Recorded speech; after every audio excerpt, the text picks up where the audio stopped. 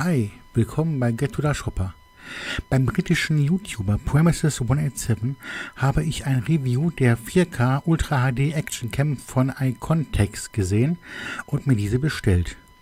Sie hat einen Micro-USB und einen Micro-HDMI-Anschluss, einen 2-Inch, also 5,08 cm Monitor eingebaut, sowie 2 Menütasten, mit denen man ebenfalls Wi-Fi einschalten kann.